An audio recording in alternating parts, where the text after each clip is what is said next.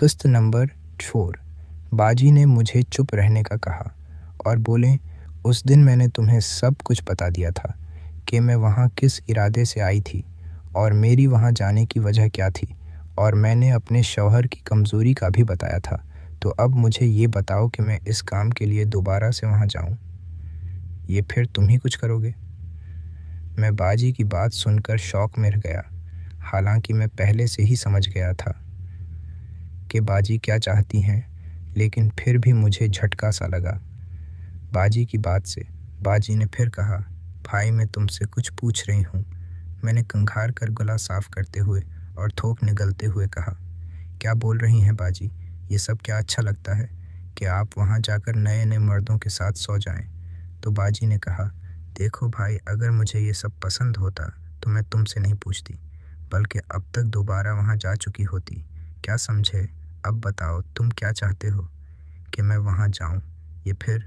बाजी इतना बोल के चुप हो गई तो मैंने अपने सर को झुका लिया और बोला, बाजी मैं आपके लिए कुछ भी करने को तैयार हूँ। और ये बोलते ही हिम्मत करके अपना हाथ बाजी के हाथ के ऊपर रख दिया। मेरे ऐसा करते ही बाजी ने एक ज़ोर का थप्पड़ मेरे मनहा पर दे मारा, और ऐसा ज़बरदस्त थप्पड़ के पड़ते ही मेरे कानों में साइन साइन होने लगी और मैं बाजी की तरफ खौफ भरी नज़रों से देखने लगा तो बाजी मुस्कुरा रही थी। मैं हैरानी से बाजी को देखते हुए, क्या हुआ बाजी, आपने क्यों मारा मुझे? बाजी, बस वैसे ही दिल किया तो मार लिया। क्या अब मैं अपने प्यारे भाई को थप्पड़ भी नहीं मार सकती? मैं बाजी की फितरत को समझ गया। बाजी उन लोगों में से थी जो इस खेल में तशद्दुद पसंद करते हैं। बाजी, क्या हुआ जनाब, ऐसे मेरी तरफ क्या देख रहे हो, जैसे मेरे सिर पर सनक निकल आए हों? नहीं नहीं बाजी, में तो वो, अच्छा तो आप क्या जनाब? बाजी, में वो सोच रहा था कि आपको किस तरह का खेल खेलना ज़्यादा पसंद है। बाजी हंसते हुए, क्यों छोटे, अब जैसे होता है वैसे पसंद है।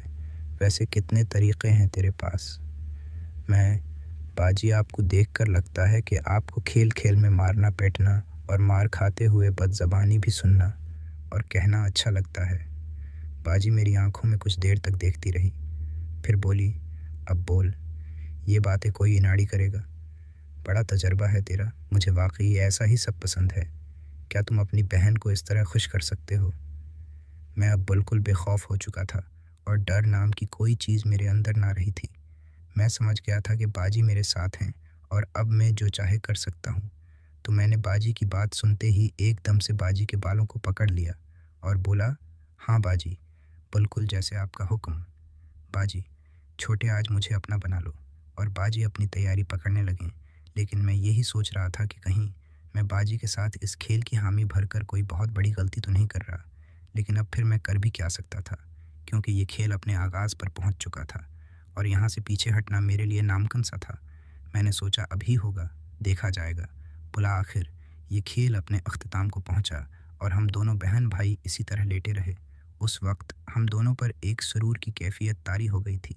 कुछ देर ऐसे ही गुजर गई और मैं यहाँ बाजी की खूबसूरती और मासूमियत में खोया हुआ था कि अचानक बाजी ने मेरे हाथ पर हाथ रखा और कहने लगी, बाजी, आफताब? मैं, जी बाजी। बाजी, भाई क्या बात है, कोई परेशानी तो नहीं?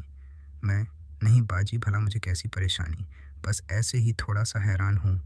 बाजी, अच्छा भाई, उस दिन जो कुछ भी हुआ वो अनजाने में ही हुआ था, लेकिन आज जो कुछ क्या, वो जानबूझ कर ही क्या, इसलिए हैरान हो आप?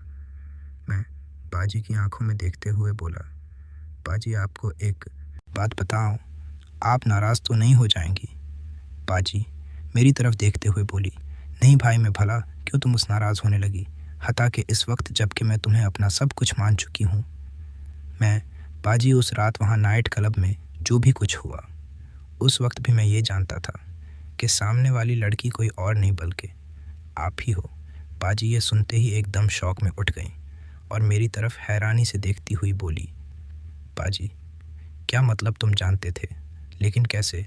मैं कुछ देर खामोश हो गया, फिर बोला, बाजी उस दिन जिस तरह मैंने उम्मी और आपकी बातें सुनी थीं तो मैं जान गया था कि आप क्यों परेशान थीं, और उस नाइट क्लब वाली बात और फिर अम्मी ने जो नंबर आपको दिया वो भी मैंने नोट कर लिया था और आपके पीछे नाइट क्लब में जा पहुंचा, और इस तरह मैंने बाजी को सब कुछ ज़ेर ज़बर के साथ बता दिया।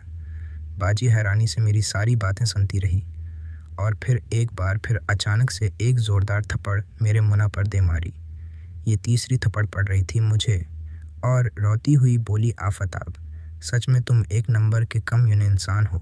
मैं गाल पर हाथ फेरते हुए बाजी से पूछा, बाजी ये आप बात बात पे थप्पड़ क्यों मार देती हो?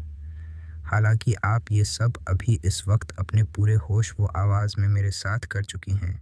ये सुनते ही बाजी का रोना बंद हो गया और वो ज़ोर ज़ोर से हंसते हुए बोली, अरे भाई दरअसल बात यह है कि मुझे सिर्फ ऐसा ही प्यार पसंद है जिसमें सख्ती हो और बेअंतहा तकलीफ़ भी हो। मैं हैरान होते हुए, बाजी वैसे आपको इससे क्या मिलता है? बाजी अभी तो बताया है ना तुझे कि मुझे ऐसा प्यार करना ही पसंद है और मुझे इस तरह ही सुकून मिलता है। मैं बाजी इसका मतलब आपको मुझे मारने में बहुत सुकून मिलता है? बाजी अरे नहीं बाबा, मुझे सिर्फ मारने में ही नहीं बल्कि मार खाने में बहुत बहुत सुकून मिलता है। मैं बाजी की बात सुनकर चुप हो गया और कुछ देर के बाद बोला, बाजी अब आगे का क्या प्रोग्राम है, क्या करना है? बाजी भाई आज से तुम यहाँ मेरे साथ ही मेरे बेडरूम में सोया करोगे और हम बहन भाई खूब मोहब्बतें क्या करेंगे।